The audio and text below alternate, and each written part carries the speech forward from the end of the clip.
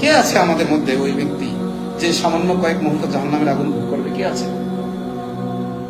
আল্লাযী তাত্তালিউ আলাল আফইদা, যা কলিজা পর্যন্ত জ্বালিয়ে দেবে। আমরা যারা এখানে আছি, আল্লাহ তাআলা আমাদের সকলকে মাফ করে দেবে। ফিতনার এই জামানায় যে যুবক ভাইরা আছে, তারা গুনাহ থেকে বাঁচতে চায়, প্রতিনিয়ত তাদের দ্বারা গুনাহ হয়ে যাচ্ছে, আল্লাহ তাদেরকে মাফ করে দেন। মুরব্বী যারা আছে তাদেরকে আল্লাহ মাফ করে দেন। আল্লাহুম্মা গফির লিহাইয়িনা, আল্লাহ আপনি আমাদের জীবিতদেরকেও মাফ করে দেন। ওয়া মাইয়িতিনা, আল্লাহ আপনি আমাদের মৃতদেরকে মাফ করে দেন। ওয়া সগীরিনা ওয়া কাবীরিনা, ছোট বড় সকলেই মাফ করে দেন। ওয়া যাকারিনা ওয়া উনসানা, নারী পুরুষ নির্বিশেষে সবাইকে মাফ করে দেন।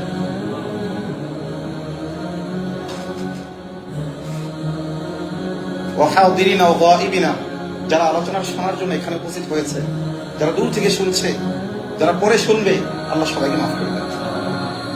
আল্লাহুম্মা মান আহইয়াইতাহু মিন্না ফাআহু আলাল ইসলাম, হে আল্লাহ আপনি আমাদের মধ্য থেকে যাদেরকে জীবিত রাখবেন দ্বীন ইসলামের উপর জীবিত রাখবেন। ওয়া মান তাওয়াফাইতাহু মিন্না ফাতাওয়াফাহু আলাল ঈমান, আল্লাহ আপনি আমাদের যাদেরকে মৃত্যু দিবেন ঈমানের সহিত মৃত্যু দিবেন। ওয়া যালিকা হুয়াল ফাওজুল আযীম, এটাই চূড়ান্ত সফলতা।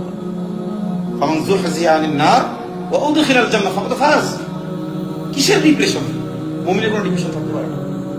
কিসের চিন্তা, কিসের ভাবনা? যাকে জাহান্নাম থেকে মুক্তি দিয়ে জান্নাতে প্রবেশ করানো হইল সে সফল। সেটা দুখুলে আউয়ালি হোক, প্রথম কাতারে জান্নাতে যাক, অথবা কিছুদিন শাস্তি ভোগ করে যাক। এক ব্যক্তি হবে যে জাহান্নামের ভিতরে থাকবে, তলদেশে থাকবে, সে আল্লাহর কাছে আবেদন করবে, একটু কিনারা আনেন না আমাকে, সহ্য যে হচ্ছে না, আমি তো আপনার মুমিন বান্দা, আমি তো ঘোষণা দিয়েছিলাম লা ইলাহা ইল্লাল্লাহ, আল্লাহ ছাড়া আর কারো দাসত্ব নয়, একটু লাঘব করে দেন আমার জন্য। বলে এরপরে তো কোনো রিকোয়েস্ট করবা না? সে বললো না, এরপরে আর কোনো রিকোয়েস্ট করবো না, আপনার পছন্দ করে বলছি। তখন জাহান্নামের কিনারায় তাকে আনা হবে। এরপরে বলবে আল্লাহ জাহান্নামের শাস্তির ভয়াবহ এত বেশি, ইন্না আযাবহা কানা গরামা, সবচাইতে কম শাস্তি দেওয়া হবে আবু তালেবকে, যে রাসূলুল্লাহ সাল্লাল্লাহু আলাইহি ওয়াসাল্লামের চাচা ছিলেন। ইসলামের কোন ক্ষতি আবু তালেবের দ্বারা হয়নি। একেবারে জাহান্নামের কিনারায় তিনি থাকবেন, একেবারে কিনারায় থাকবেন।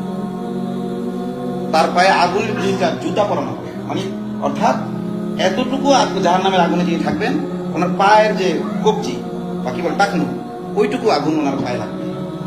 এর ফলাফল কি? আগুনের ঘুটের প্রতিক্রিয়ায় তার আল্লাহ বলেন কুল নারু জাহান্নাম আশাদ্দু হাররা। সাহাবারা বললেন অনেক গরম, মানে কিছু মুনাফিক লোক বলল অনেক গরম। আল্লাহ কি বললেন? আপনি বলে দিন জাহান্নামের আগুন এর চেয়ে বেশি গরম। কুল্লামা নাদিজাত জুলুদুহুম বাদদালনাহুম জুলুদান গায়রাহা লিয়াযুকুল আযাব, যখন তাদেরকে জ্বালিয়ে পুড়িয়ে ছারখার করে দেওয়া হবে তাদের চামড়া, তাদেরকে নতুন চামড়া পরিয়ে দেওয়া হবে যাতে শাস্তির স্বাদ ভোগ করতে পারে।